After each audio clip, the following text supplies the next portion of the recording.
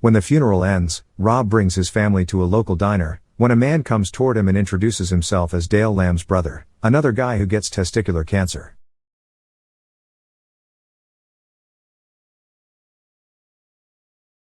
The movie starts in 1975 in Parkersburg, West Virginia, in a dark place wherein three people are inside a car, trying to get into the secluded area of a creek.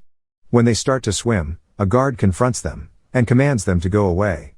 This is a real-life story. In 1998 in Cincinnati, Ohio, there was a meeting of a group of lawyers under the company of Taft, Stettinius, and Hollister, and one of those lawyers was Robert Belote. When suddenly, a guy called Wilbur Earl Tennant comes into the lobby with another guy with him. They are carrying 2 boxes. They ask the front desk for Rob. So in the middle of the meeting, Kathleen calls Rob to go outside and meet the 2 guys, so Rob goes out and meets them. Wilbur explains that he needs Rob's help because of the things happening on his farm back in Parkersburg. Rob denies them at first, but Earl says he knows his grandmother. He brought the tapes to him to watch, and he left. When Rob is about to go home, he calls his grandmother on a nearby payphone first, but no one answers. He goes home to take care of his son and wife. The next day, he spontaneously goes to Parkersburg to meet his grandmother and look at Earl's case. Rob goes to Earl's farm, and he sees everything. Earl shows him where he buried his dead 190 cows, and he gets him home to show the cows' body parts, where he explains that some chemicals are ruining his farm. Rob goes home and takes care of his son again. The next day, he goes to a Chemical Alliance event where he meets the owner of the DuPont plantation named Phil Donnelly. They talk for a while about the issue of Mr. Tennant. Phil felt comfortable around Rob at first. He was friendly to him and accommodating.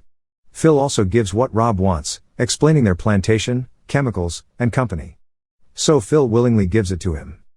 The following day, when Rob gets the report and a bunch of papers, he goes back to Earl and explains that the problem why his cows are dying is because of herd management and a couple of other issues.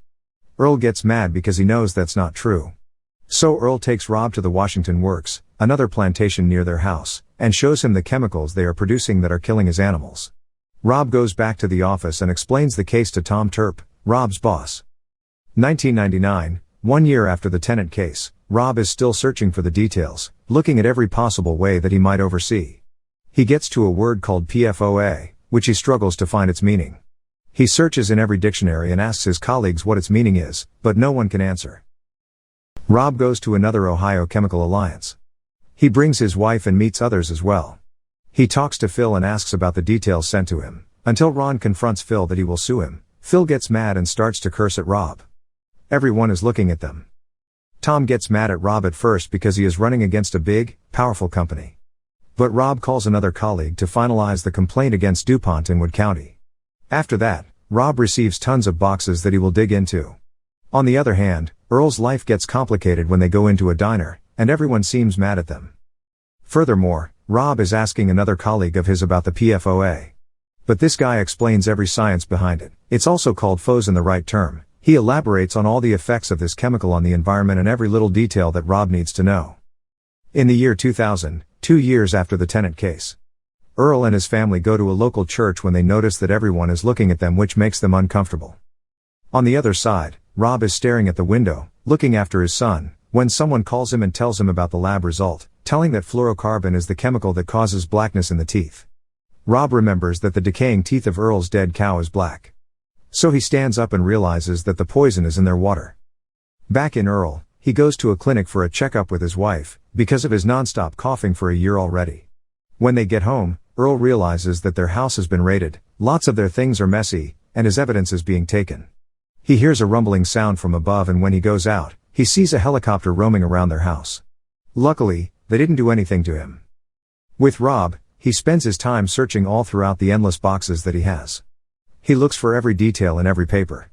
He's studying every little thing. When Rob gets home, his wife, Sarah, wakes up in the middle of the night. She is scared when only to find out that her husband is tearing up their whole house, kitchen, living, and almost every area. Sarah screams out of anger because she can't understand what's happening anymore. But Rob explains to her first that DuPont is making a chemical called PFOA that is renamed as C8, which they are using for their main product, Teflon, a cookware pan. Rob explains the whole history of DuPont and why they are doing what they are doing. DuPont's chemical is very dangerous and causes people sickness, cancers to be specific, and unfortunately, this chemical is already in every living and non-living thing in this world. 99% of humans have it in their bodies.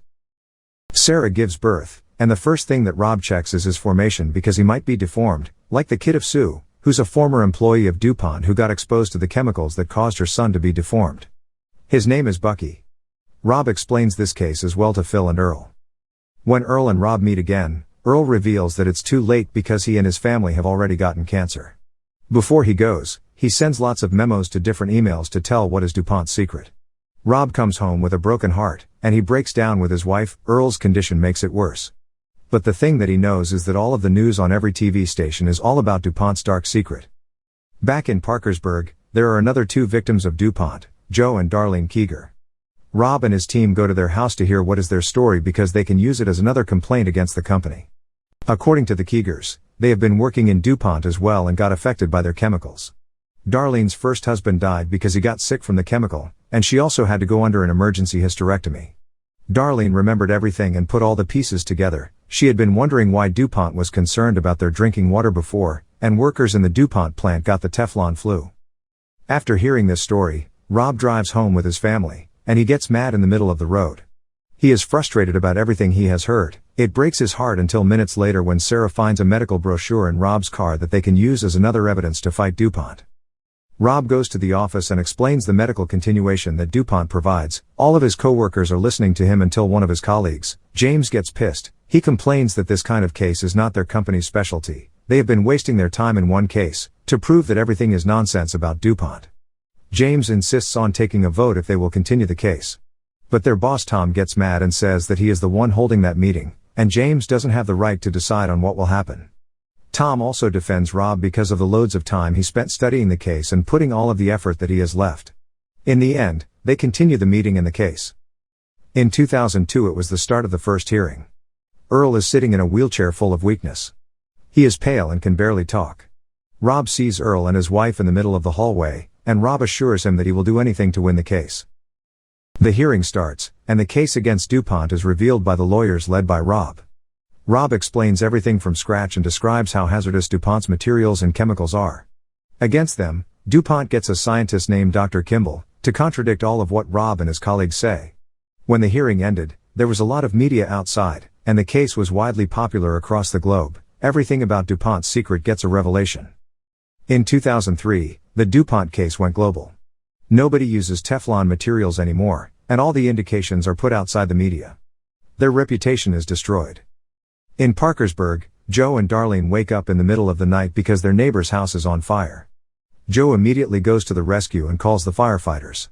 When one of the firefighters is interviewing them, he asks their names, and when he finds out that they are the Keegers, he explains that maybe the fire was on purpose, but they only got the wrong house. 2004, Rob is watching a television home shopping program that uses Teflon to contradict the cases against them. He turns off the TV and goes to the office. He interviews a man named Charles O. Holliday Jr., the chief executive officer of DuPont. Rob interviews him and asks him direct questions about the chemicals, the history, and their secret. It was being recorded. There's a tension that gets heated. But before Charles finally leaves, Rob shows him a picture of Bucky, the product of their mismanagement and their chemicals. Rob goes to the parking lot and starts to feel weak again. His body is shaking, specifically his hands.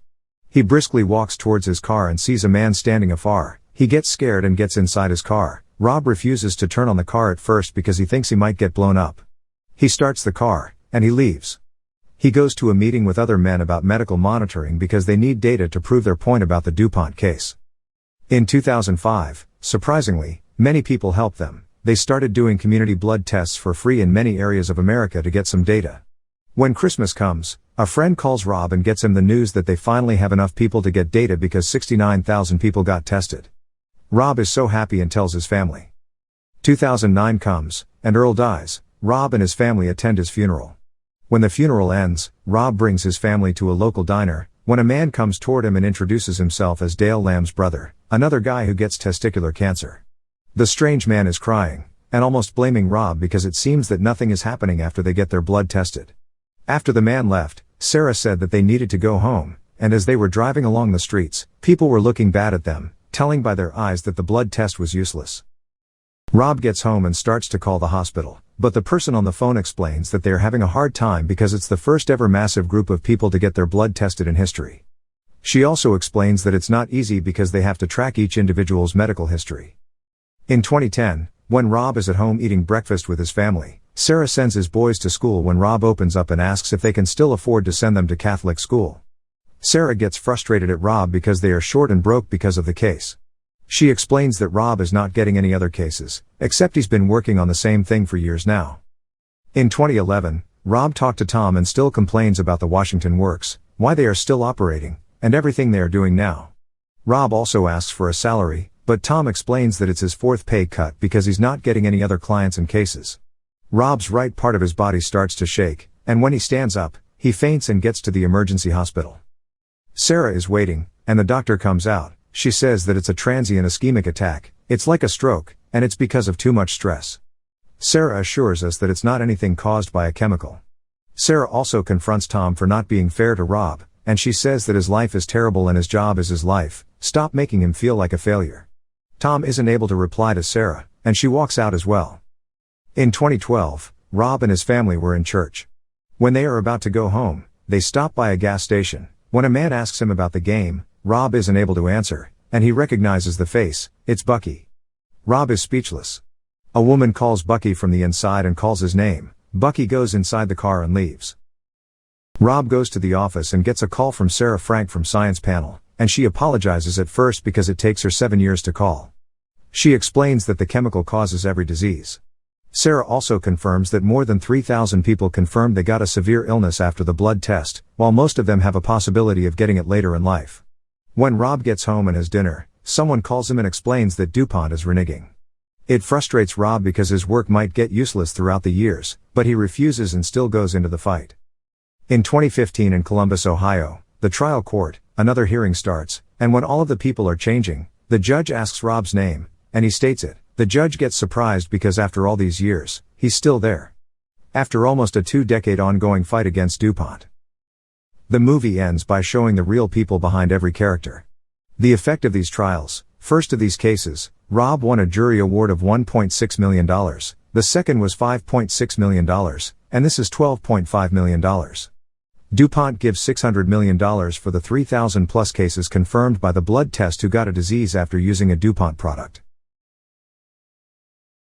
Thank you for watching. Subscribe for more videos like this to help the channel out. Have a nice day.